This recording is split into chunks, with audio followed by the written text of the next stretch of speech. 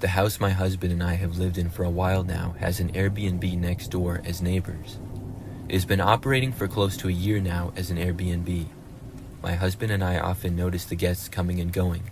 Most of them would stay to themselves, and a few would talk to us, but they were all nice people. However, one night in late September, we encountered some creepy guests who were staying at the Airbnb. It was a warm evening, and we were settling down to watch a movie when I noticed movement outside. I glanced out the window and saw a younger-looking couple in the Airbnb's backyard. They seemed to be setting up something odd with candles and laying other things down on the ground. I showed my husband, and we both agreed that it was strange. Our best guess was they were setting up some sort of ritual. However weird it was, everyone has their own unique hobbies, and who were we to judge what they wanted to do with their time at the Airbnb? We watched them for a while, unable to tear our eyes away. Firstly, it was just fun to watch, but also, we wanted to make sure that nothing extremely creepy was going on. They took a while to set up, so eventually we got bored and went back to watching our movie. Before going to bed, I checked out the window to see if the young couple was still out there. They still appeared to be just hanging out with whatever stuff they had set up, so I dismissed it and went to bed. In the middle of the night, I was gradually awoken by sounds coming through our bedroom window that was open for air. I could hear soft murmurs outside, low and rhythmic. I glanced at the clock, which showed that it was past 2 a.m. now. I woke up my husband, and we went to check out why the neighbors were still up at this time. We got out of bed and made our way to the back of the house and looked out the back window towards the backyards. Surprisingly, this time the young couple was in our backyard, standing and making strange movements in the flickering candlelight. It appeared they were doing whatever ritual thing they had set up earlier. What was even stranger was there were some lights in the woods, which were way out on the property away from our house.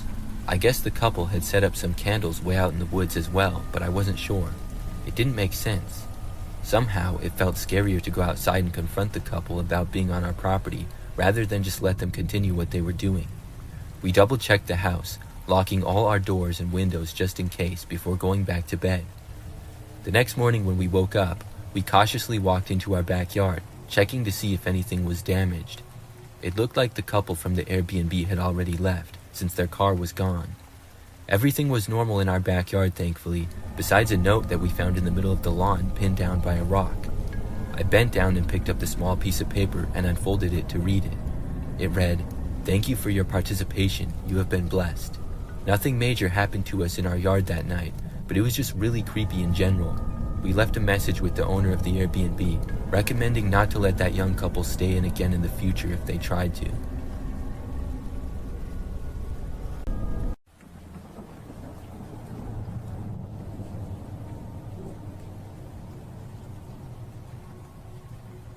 This is something that happened several years ago.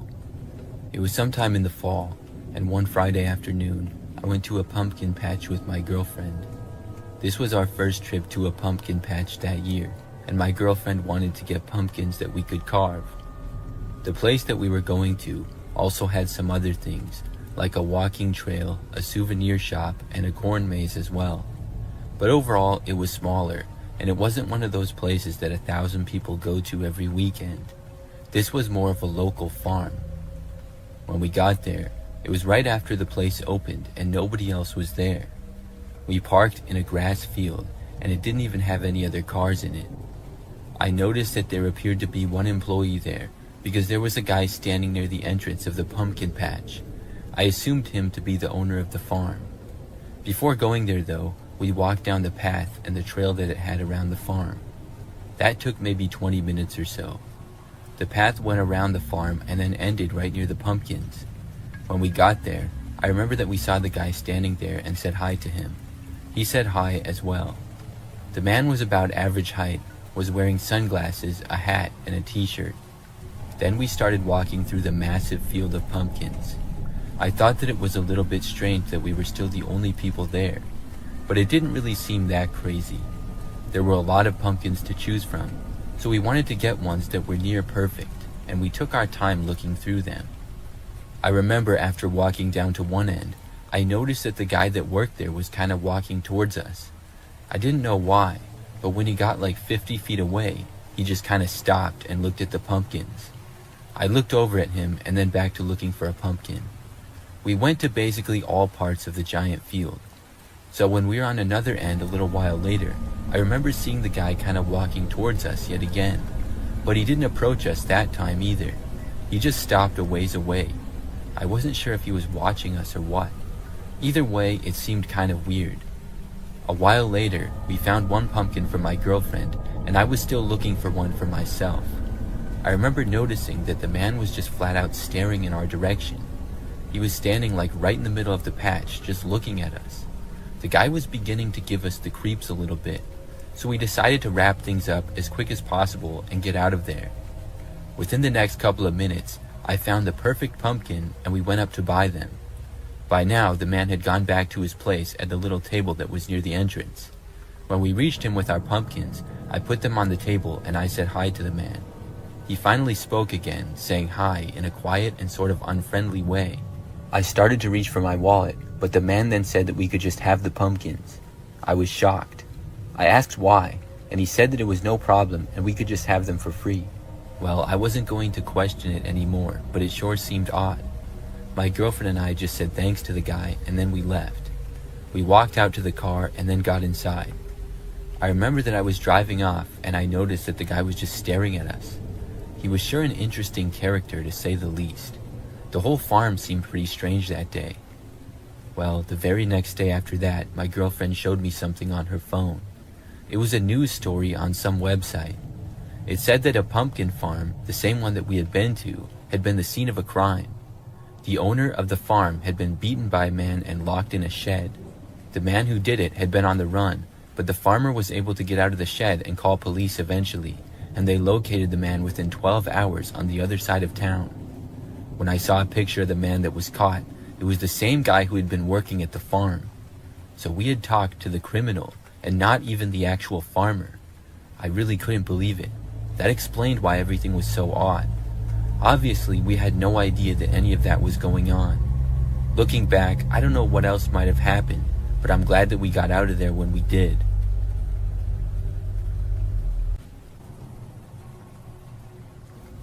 This story takes place in the fall of 2016, right in the heat of the whole killer clown thing that was going on for a while. My cousin and I were both in middle school at the time, and I was staying over at his house one night. There were quite a few people in the house that night, including us, my aunt and uncle, and my younger cousins. It will be easier to understand the story by explaining the layout of the house and yard first. They lived in a rather large double-wide trailer that they bought that was positioned on a flattened part of a hill. Their driveway is a rather steep gravel slope that connected to the road at the bottom of the hill. Behind the house and up the hill was nothing but woods. My cousin and I were the only ones still awake this night, watching TV in the living room. We kept hearing noises in the woods behind the house. We could see into the woods from the window in the living room where we were sitting, but we didn't pay much attention to the noises since it was kind of windy. Plus, my uncle had lots of motion lights outside the house. The motion lights were positioned in the back facing the woods, the side door close to the driveway on the opposite side of the house, and on the porch that overlooked the front yard and the road. Because of all the motion lights, we weren't too worried about anyone or anything being outside, since anything out there would trigger the lights. We had heard lots of stories and watched lots of YouTube videos about the whole killer clown thing that was popular at the time. Personally, I didn't think that it was real. I thought it was just prank videos. Also, we live in a small town in northeast Tennessee, where everyone owned some sort of firearm, including my uncle. We were never afraid of anyone dressing up as a clown and trying anything. The only lights on in the house were the TV and the dim light up above the kitchen sink that was only a few feet behind the couch. Suddenly, the motion detector light in the backyard turned on. We noticed, but we didn't think anything of it. The lights were set on a 10-minute timer, and if it detected movement, it would stay on and turn off after 10 minutes if no other movement was detected. After 10 minutes, they went back off, so we figured that it was just an animal, which wasn't uncommon. After about 20 minutes, I went to the bathroom down the hall. I did my business and washed my hands. But when I came out of the bathroom, the motion light on the side of the house by the side door that entered into the laundry room turned on. I could see it shining through the thin blinds that were on the door. I heard what sounded like footsteps on the gravel outside, and then the doorknob started rattling quickly like somebody was trying to open it. Luckily, the blinds were shut, so whoever it was didn't see me. I ran back into the living room to tell my cousin. My cousin had heard the same thing I did, because he was already up and halfway into his dad's room to wake him up. At that point, I saw the light from the front porch come on, so I got up to look out the window that looked out to the porch, but I couldn't see anything. My uncle had quickly grabbed his pistol and a flashlight and was out on the front porch looking for whoever or whatever it was. My cousin and I were behind him on the porch watching. He looked around with the flashlight for a bit, and eventually we saw something. There at the bottom of the hill in the ditch by the road was someone dressed up as a clown in a cheap-looking costume. The clown was facing up the hill towards us, and it just looked at us and waved. My uncle fired a warning shot, and the clown ran across the road and into the woods. My cousin and I didn't sleep anymore that night, while my uncle stayed out on the porch for a few more hours to make sure that nobody came back. I don't doubt that it could have just been a high school kid playing a prank trying to scare whoever was in the house. After reading some more experiences with these clowns of people's lives actually being threatened and endangered, it still scares me to think of what the clown would have tried to do if he was able to get inside the house.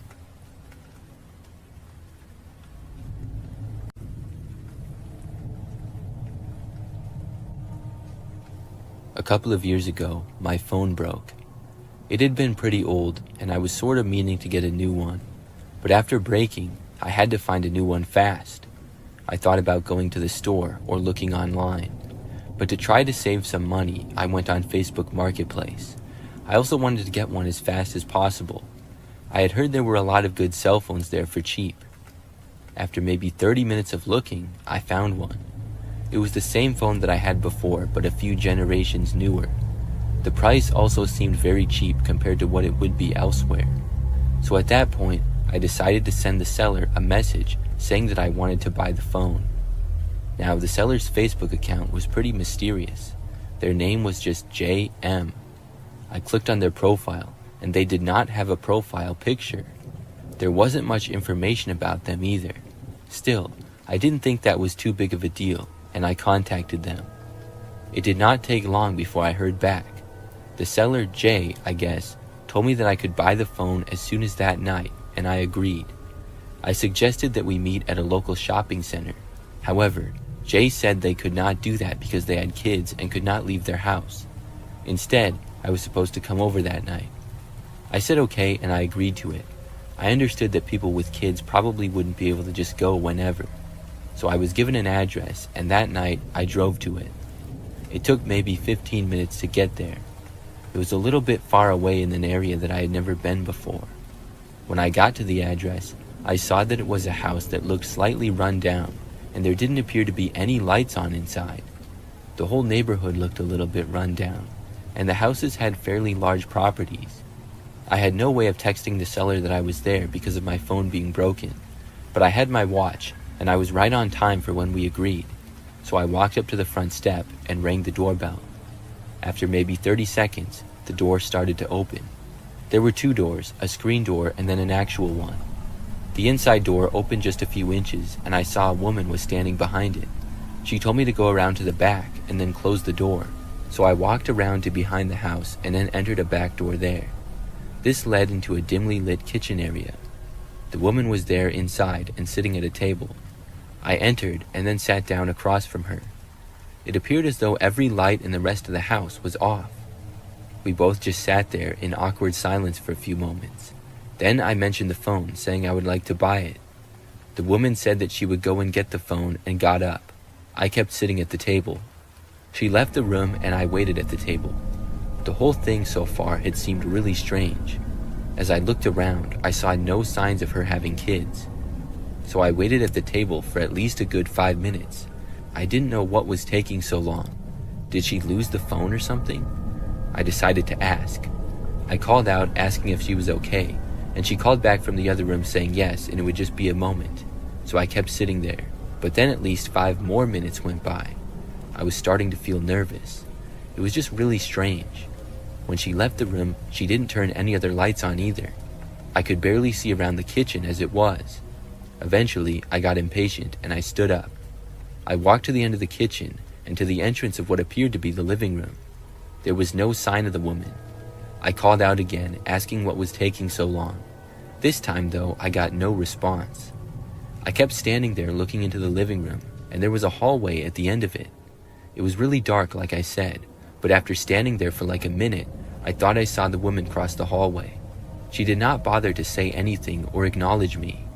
This was really weird. I walked back into the kitchen. I thought about things, and then I decided to just leave.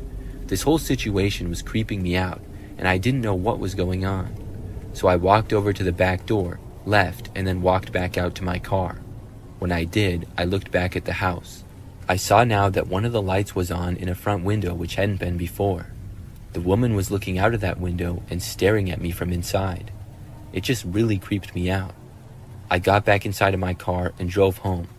After that, I went and bought a cell phone from the store.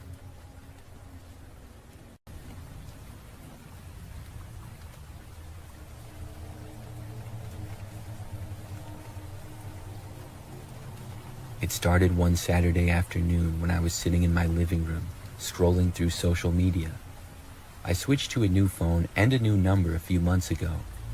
My old number was still active, but I didn't think much of it because it had been quiet.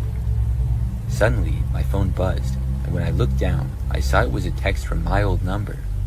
The message read, "I see you."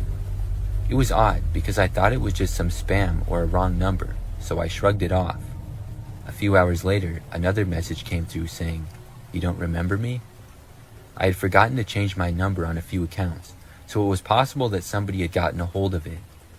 I decided to reply, trying to keep it light, and I typed back, "Who is this?" The response was quick and said, "You know who I am." I didn't want to engage further, so I put my phone down and tried to watch a movie, but the messages nagged at the back of my mind. The next day, the texts continued, saying more creepy and odd things. I stopped replying for a while. Monday brought more messages, saying things such as, "I'm closer than you think," and "You'll remember me soon." I debated calling the police, but what would I even say? Somebody is texting me creepy things from my old number? It felt ridiculous. By Tuesday, I was on edge, and I couldn't focus at work. The messages were escalating, saying, "I know what you did last summer," and kept repeating, "You'll remember soon." I tried to block the number, but it kept coming through, so I finally decided to involve the police and see if they could do anything. I explained the situation, and they filed a report. The messages continued for all the next week, and I tried to ignore them as best as I could. I finally got a call from the police a week later. They had traced the text back to an old acquaintance from high school, someone I hadn't spoken to in years. He had been using some sort of app to send the messages from my old number. That night, I confronted him at his house, and his parents answered the door, so it ended up working out perfectly to involve them as well. It was awesome to see his face when he came downstairs and saw me talking to his parents and showing texts that he had sent to me. So that was the last problem I had with the kid, but it was still scary before I knew who was behind it all.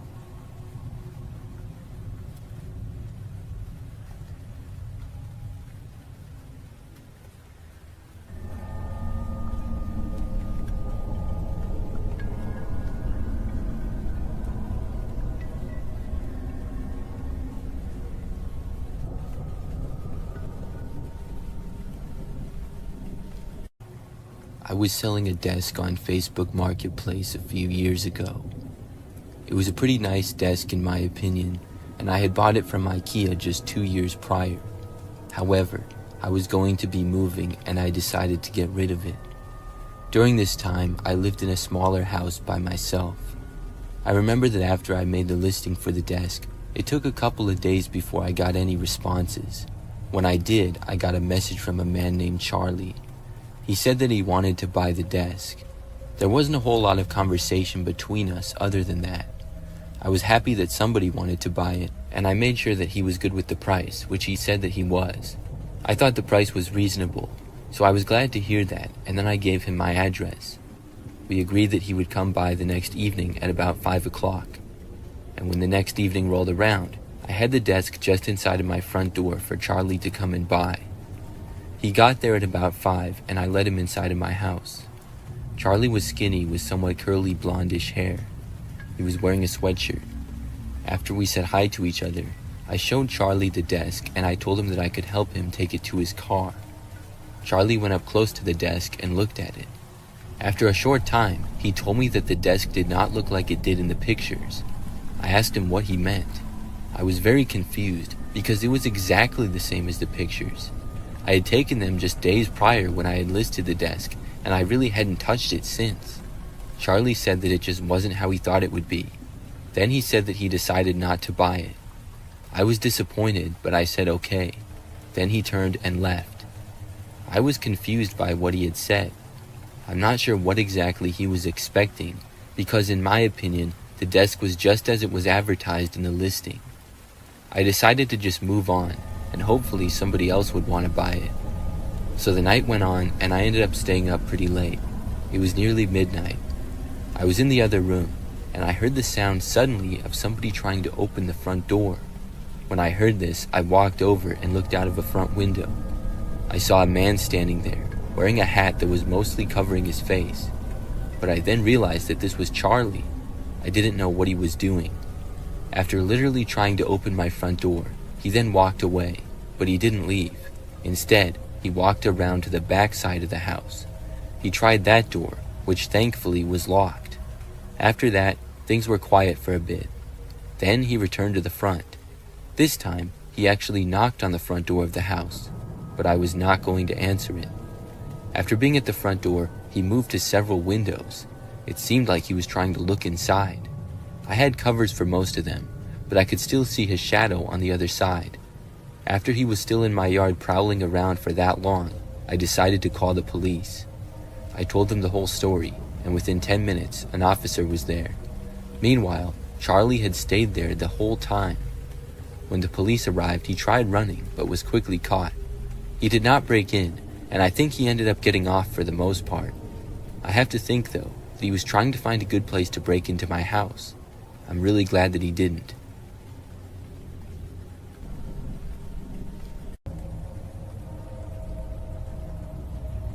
It was a Friday night, and my friends and I decided to hang out at the park. We were bored, and the night felt perfect for some fresh air. Around 10 p.m., we heard a car approaching. It was slow, the headlights cutting through the darkness. At first, we didn't think much of it, but then we noticed it was moving towards us. As it got closer, we could see that it was an old beat-up sedan with the windows tinted, so we couldn't see who was inside. Probably just somebody passing through, I said, trying to shrug it off. But as soon as it got closer, the car stopped right in front of us. We looked at each other, unsure of what to do. The engine idled, and the driver's side window rolled down. Staring out the window that had just been rolled down was a clown, complete with a painted face and wild hair. He had a wide grin that looked more unsettling than friendly. "What's up, kids?" he shouted, his voice high-pitched, and he asked us if we needed a ride. We all exchanged nervous glances. Nobody said anything, and we just hoped that he would drive away. There was something off about him, his smile and the way his eyes seemed to be darting around. The clown called out to us again, saying, "Come on, don't be shy." My friend Sarah was the first one to say anything, as she whispered to us that we should leave, her voice shaking. She stood up, and we all followed her lead, backing away from the bench. "Wait, where are you going?" the clown asked, still grinning. "I'm just trying to be friendly," he said. We turned and ran towards the nearest exit of the park. I looked back once, and the clown was still sitting there, his smile now more sinister. We didn't stop running until we reached my house. Out of breath, we piled into the living room, slamming the door behind us. We tried to laugh it off, but the mood had shifted. We were all on edge, checking the windows to make sure that the clown wasn't following us. We eventually relaxed a bit and put on a movie. Hours passed, and at around 1 a.m. after the movie was over, my friends began to leave one by one. After the last one left, I locked the door and turned off the lights. I settled onto the couch, thinking I might finally get some sleep. But then I heard a faint sound outside, an engine slowly driving up the street. I walked quietly to the window and peeked through the blinds. There it was, the same old sedan from earlier, and the window rolled down with that same clown staring straight at my house. His face was illuminated by the dashboard lights, and his grin seemed wider than before. He just sat there, motionless, as if waiting for me to make a move. I backed away from the window, my mind racing. I wanted to call the police, but I didn't want to draw attention to myself or risk being seen. I stayed away from the window, pacing in the dark. The engine continued to run, and I could hear the faint sound of some circus tune music playing. Minutes stretched into what felt like hours. I didn't want to look, but curiosity gnawed at me, so I moved back to the window to take a look outside. I could see the clown now tapping his fingers against the steering wheel, still wearing that disturbing grin. Suddenly, he turned his head towards my window, as if sensing I was watching. My heart stopped, and I ducked down quickly, wondering if he had seen me. After what felt like an eternity, I heard the car door slam. I held my breath, waiting for the sound of footsteps, but instead, I heard the engine rev and the car speed off into the night. That image of the car and clown inside scared me for a while, and for the next couple weeks I was paranoid, always checking around me if it was nearby, especially at night. It takes place when I moved into my first ever house after living in apartments for many years.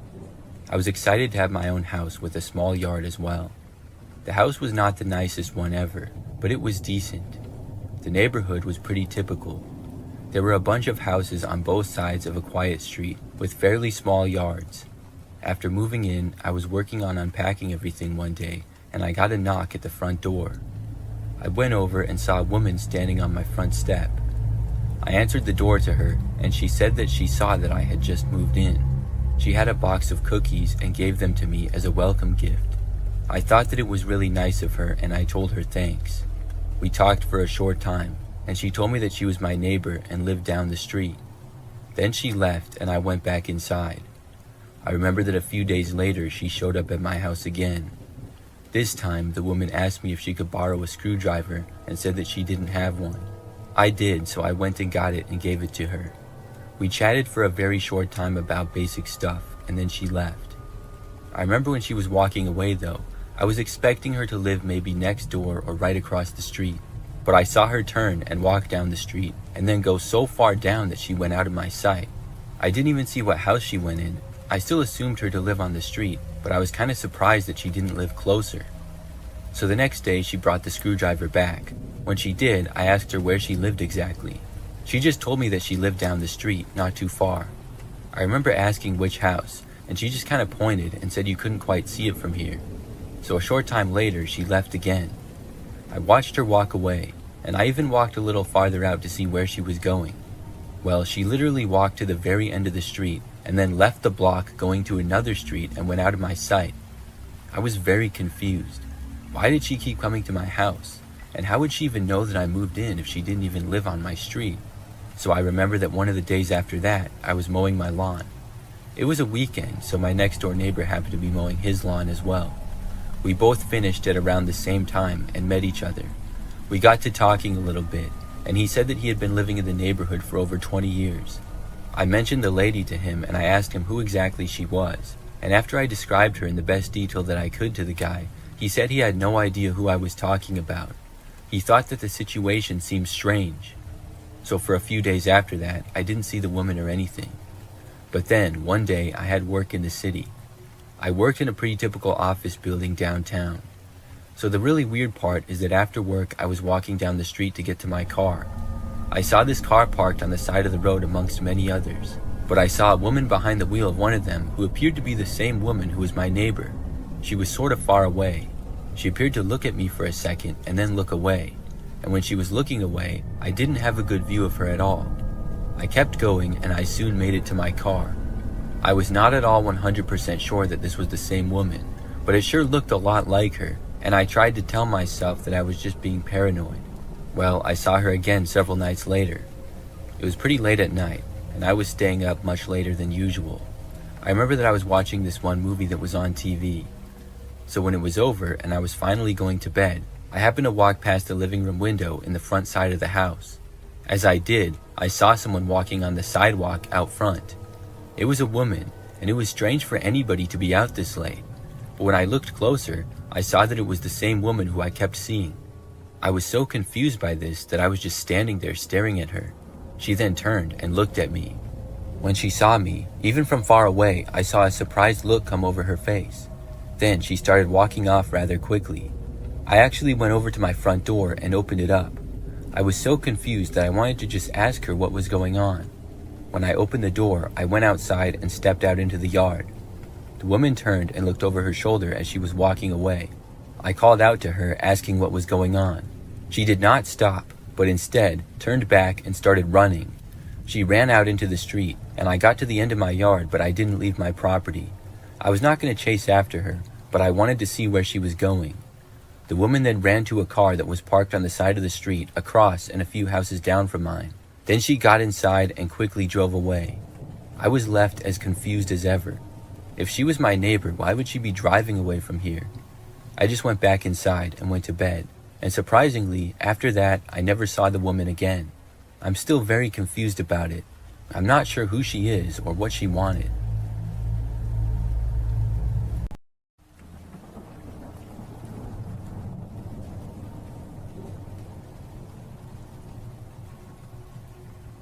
When I was about 8 years old, I remember that I took a train one time with my older sister.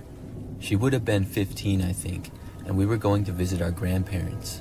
It was just us two, and we were just going for the weekend.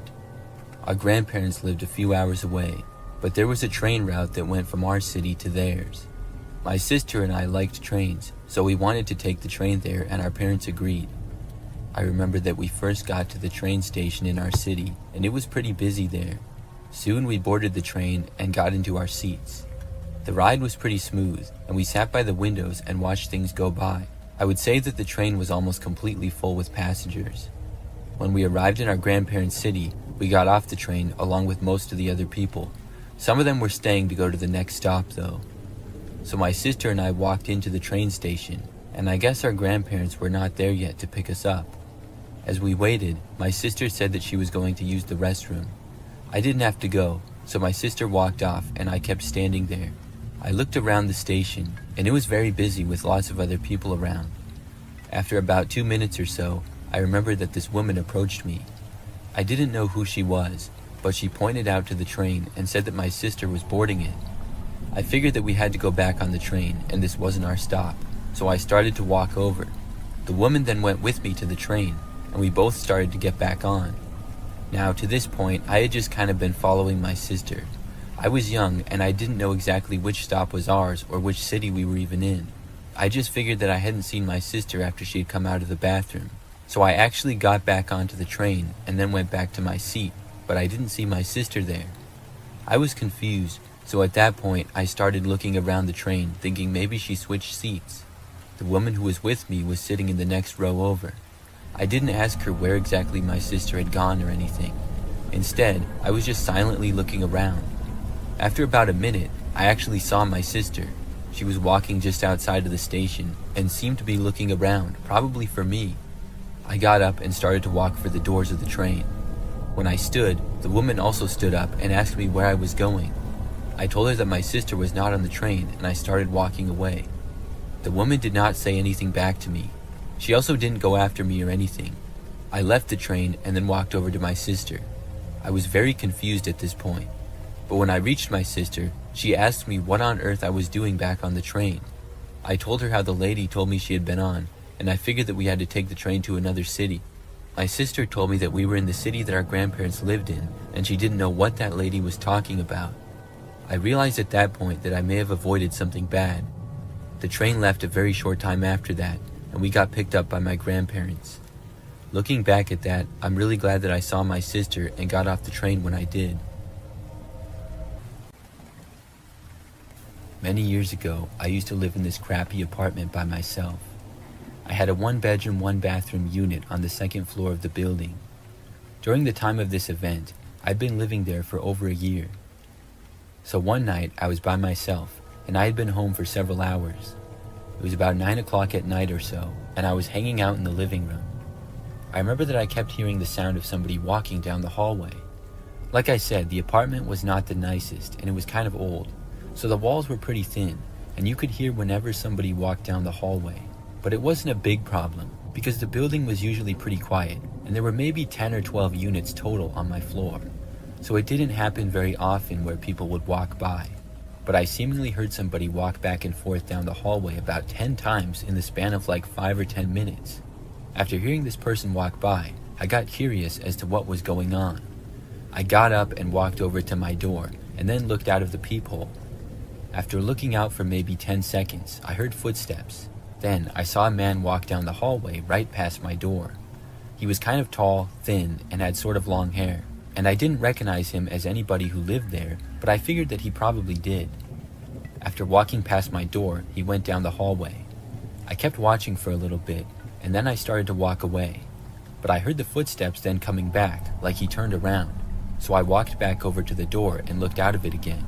This time, the man started walking by again, but right as he got even with my door, he suddenly stopped, and then he turned his head and looked directly at my door. It was like he could see me, and I quickly moved back. It was really creepy. The guy started standing there right in front of my door. I did not go back to look. Instead, I went back into the living room. But a short time later, I heard a knocking on my door. I had a bad feeling about it, knowing that it was the strange guy who was walking up and down the hallways. Obviously, I had no clue what he wanted, but I also didn't want to know. So I did not get up and go answer the door, but he continued to knock. He would knock for a few seconds, stop, and then knock again. This went on for several minutes. I got annoyed, and I eventually got up and went to look again. When I did, I saw this guy still standing there on the other side. He started knocking seemingly louder than before, now pounding on the door with his fists. Then he actually tried opening my door. It was locked, but I moved away again, hoping that he wouldn't be able to somehow get inside. He kept alternating between pounding on the door and trying to open it. After this went on for a while, I heard the sound of someone else's voice in the hallway. I recognized it as my neighbor Jerry, who lived across the hall and to the right.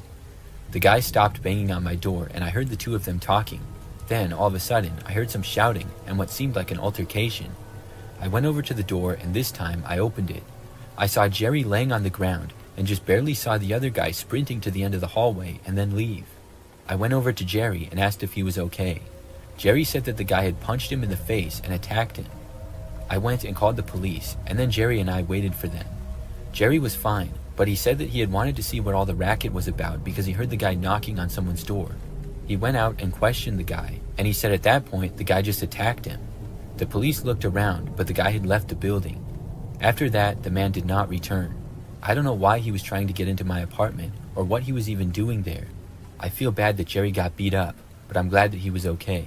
The whole thing was very strange.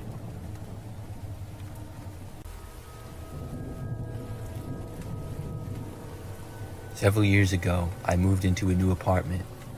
This one was nicer than the previous apartment that I had been living in, and I was excited to live there. I got a one-bedroom place on the first floor of the building in an apartment complex that had a few different buildings. So after moving in, within probably 2 weeks of living there, I remember that I got this strange text message. I did not know who it was from because I didn't recognize the number. The text just said hi, and I ignored it, assuming it to be a wrong number or something. Several days later though, I got another text. It was from the same number, but it said, "I can see you." I found this to be more suspicious now. I wondered if this was actually a wrong number or maybe something else, but quite possibly it was just a prank from a random number. I texted back asking who it was. They did not respond though. I got up and went over to my window and closed the blinds. It was nighttime, and I had a very large window that led out to a patio. Next to that was a small courtyard that connected to the other apartment building. I wondered if somebody could in fact see me, but I didn't really think so. I didn't get any more texts for the rest of that night. Either the next night or the one after, I actually got a call though. When I saw the number was calling me, I hesitated before answering, but my curiosity got the better of me. Even though I was really nervous, I picked up. I said hello, and there was a pause before I heard a whisper of a man on the other end. He just said that he knew where I lived and that I was home. I didn't know what to make of this. I tried asking him who it was, but then he hung up on me. By now, I was really creeped out about this whole situation. After that call though, for a few days, there was nothing. Everything was fine and there were no texts or calls. I was starting to forget about it until late at night when there was a random knock at my door. I was in the other room and instantly thought that the knocking might be connected to the strange texts and stuff. I didn't want to answer it, so I didn't. The knocking continued on and off for about a minute or two. When it finally stopped, after a couple of minutes, I got up and checked the door as well as the hallway. There was nobody there anymore. I was really nervous, but I didn't go to the police or anything.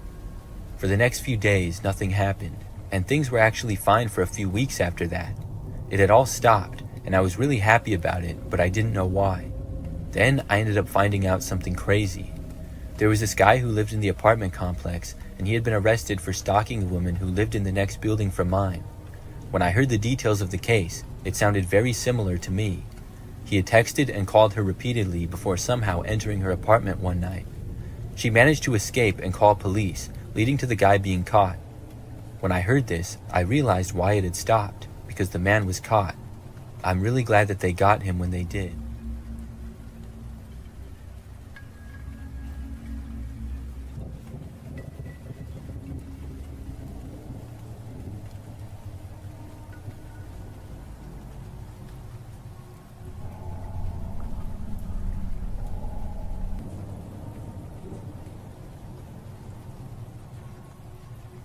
This is the story of the time that I got a job from Craigslist. Years ago, when I was in college, I hardly had any money. I was really busy, and I remember during the summer one year, I got this internship, but I didn't get paid anything for it. I was living with my parents, so I didn't have too many expenses, but I still wanted to have a little bit of money. I couldn't get a job because I didn't have enough time in my schedule. But that gave me the idea to look on Craigslist for something that I could do on a weekend sometime. I knew that there were people who would pay money for you to do yard work for them or something. And yard work was exactly the type of thing that I was looking for. I was pretty confident in my skills, and after looking on Craigslist for a couple of days, I saw an ad that interested me. It was a man who said he needed somebody to do quite a bit of work on his property. The job would take several hours at least, but he was willing to pay good money for it. And the guy also said that there was potential that he would need work done again another time. The ad did not have a specific day, but said to contact him for more information. So I reached out, and pretty quickly I got a response. We arranged a meeting of basically a job interview at a local restaurant. The man's name was Robert, and he seemed to be a nice guy.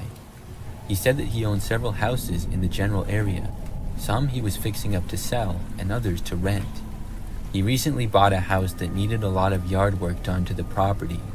He said that if I wanted, he might need me for another property in the future as well.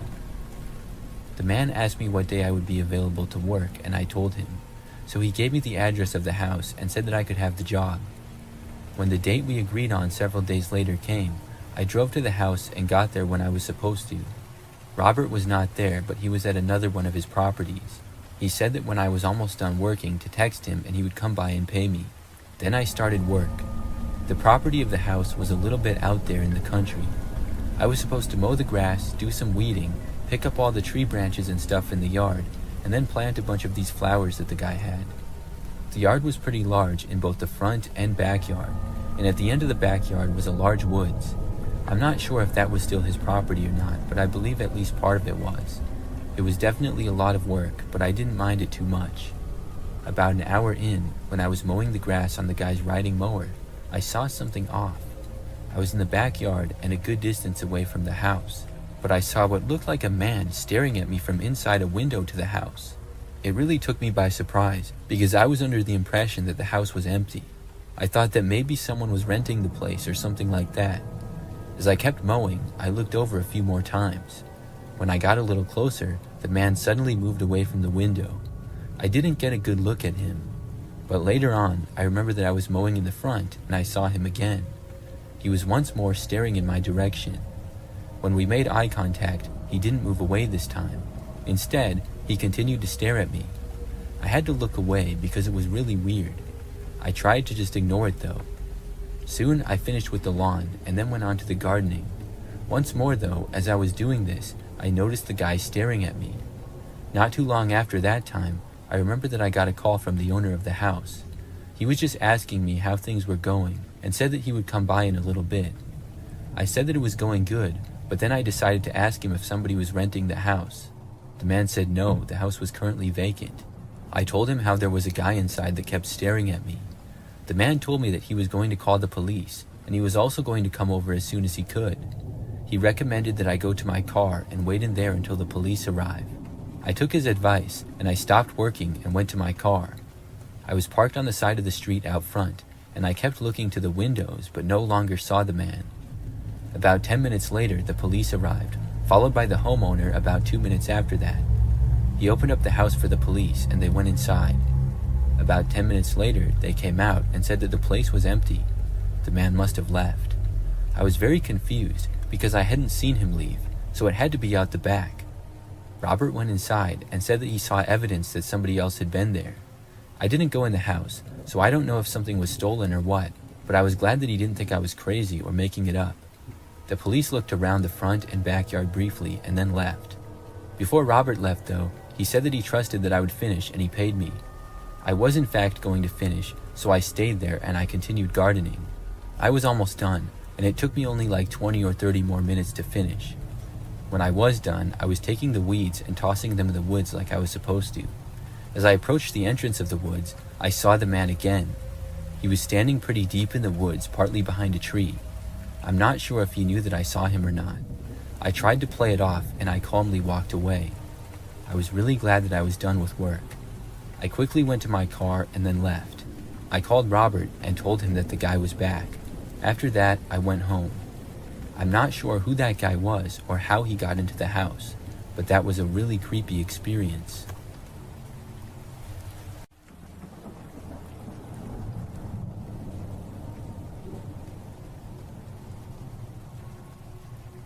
When I was a freshman in college, I lived in the dorms and I got a random roommate.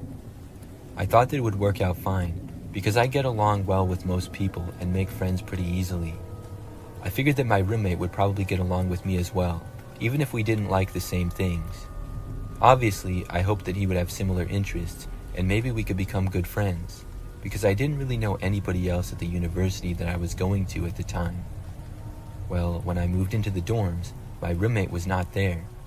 His name was Ryan, and his stuff was there, but I wasn't quite sure where he was. After my parents had helped me finish moving in all my stuff and left, Ryan was still nowhere in sight. In fact, he did not show up until the next day. It was when I got back from my first class and had a little bit of time left before my next one. When I entered the room, Ryan was just there, sitting at his desk and apparently doing homework. Ryan was about average height and weight, had glasses, and short blondish colored hair. Right away, he did not seem very friendly. When I entered the room, he turned and looked at me, but did not say hi or anything. Just as fast as he looked at me, he turned his head back to his desk. I said hi and walked over to him and stuck my hand out for a handshake. I remember he sort of hesitated, but did shake my hand. I had a brief conversation with him, asking him about himself. He was not a freshman like me, but a sophomore at the school, and he was from a small town several hours away. That was really all that I gathered. Soon, I went to my next class. After that, things only got more and more strange. Ryan was not often in his room, but when he was, I would sometimes try talking to him. He would usually give me very short answers and never ask me anything about myself. I thought maybe he was just shy or uncomfortable around other people, but at one point, he told me in a very stern way to stop talking to him and to not talk to him anymore. It was pretty rude, and I no longer felt like he was just a shy kid, but a kind of rude one. Still, I didn't want it to be a terrible semester, so I chose not to argue or anything. I decided to just let him be on his side of the room, and I would do my thing on my side. As the weeks went on, Ryan would be gone for sometimes days at a time. I would wake up and he would just be gone. Then when it would be nighttime, he still wouldn't be there, and I wouldn't see him for several days. Then, typically, he'd just walk into the room like nothing happened, or I'd come back and he'd already be there. I never bothered to ask him where he was though, knowing that he didn't want me talking to him. I remember at one point, on one of the days that he was at the dorm, he left sometime in the evening. Hours later, at probably like 11 o'clock at night or so, I remember I heard talking in the hallway. It got louder, and I realized that two guys were arguing. I recognized Ryan's voice to be one of them. He loudly told the guy to shut up, and a few seconds later, he walked into the room. I found out the next day that it was another guy who lived on our floor who he yelled at. Apparently, all the guy said to him was, "Hey, how's it going?" when they passed each other in the hallway. Ryan snapped at him immediately, telling him not to talk to him, which made the other guy angry. They argued briefly before Ryan walked away. I found this out because the other guy came up to me and told me that my roommate was really strange. That's when we had the conversation, and I was kind of creeped out by Ryan's erratic behavior. As the next few weeks went on, I was hoping to be able to get a new roommate when the next semester rolled around. In the meantime, I just ignored Ryan and he did the same to me. It really wasn't that bad because he was typically gone, so it was mostly like I had my own dorm to myself. You just never knew when Ryan would be back or how long he would be there. So one day, I remember that I got up and went to class. Ryan had been gone for the whole night and was still gone when I got up and left. I was away for several hours attending my classes. When I returned to the dorm room, I went inside to see everything on my side of the room just gone. It was the craziest thing that I'd ever seen. The bed, desk, and chair that came with the room were still there, but literally everything that I had was gone. My books, my blankets and pillows, clothes, snacks, and everything was nowhere in sight. Ryan's side of the room looked exactly the same, and Ryan was not there. I went inside the room and looked around, trying to figure out what happened. I was sure that I locked the door when I left, and I immediately suspected Ryan. I started to look on his side of the room. He really didn't have that much stuff to begin with. He really just had some clothes, a few blankets, and some notebooks. There was no place that he could have put all my things. After realizing that my stuff was definitely not in the room, I walked out into the hallway. I went to the resident assistant and told him what happened. We did a small investigation looking around the building, and soon we got in touch with campus security. Unfortunately, the dorm building was really old and did not have any security cameras inside of it. Luckily, I had made a few friends by that point in the school year. One had a dorm room all to himself, so I stayed in his spare bed for the next couple of nights. An investigation was done, and Ryan was nowhere to be seen. Several days later, though, my things were found. They were located a little ways into a woods just off campus. He had tossed all my stuff there. Ryan, meanwhile, did not show up for the entire rest of the semester. I was given a new dorm room all to myself by the school, and they also gave me a gift card to buy some new stuff, so that was nice. But as far as I'm aware, Ryan never showed up to campus again. I have no idea where he went. He was a very strange guy, but I'm glad that I didn't have to live with him any longer.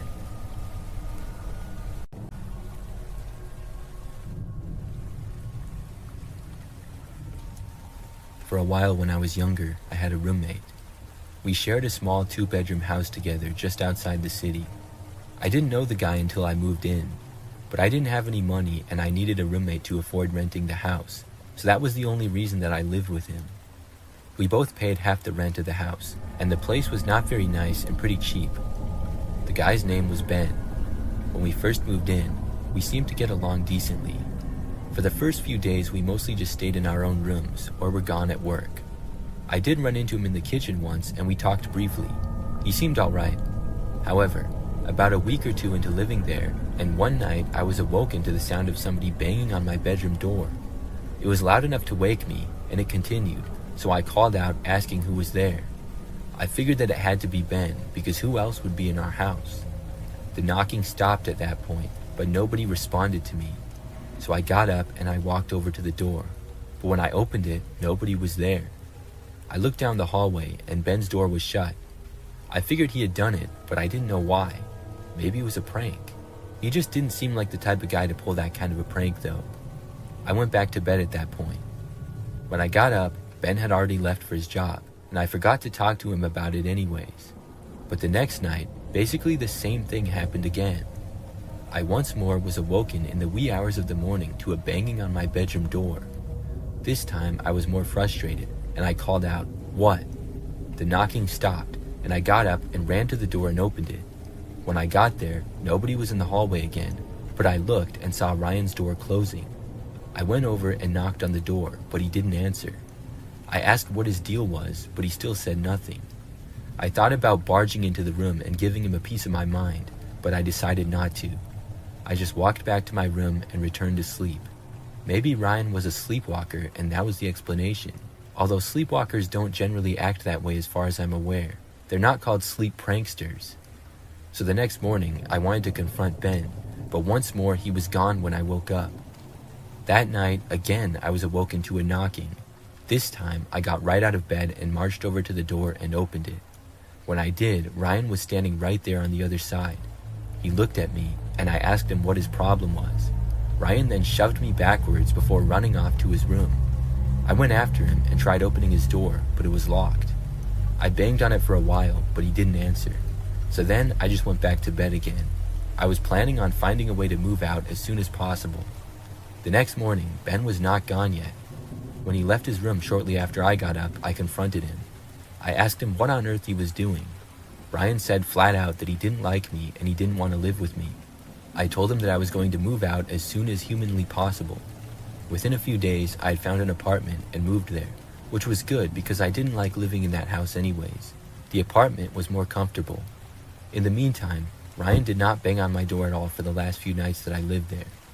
Looking back, Ryan was definitely a strange guy. I'm not sure if he was trying to scare me out of living there or what. He could have just told me that he wanted me to move out and we could have handled it like men. There was no reason for the crazy nonsense that he did. I'm glad that I found an apartment so quick.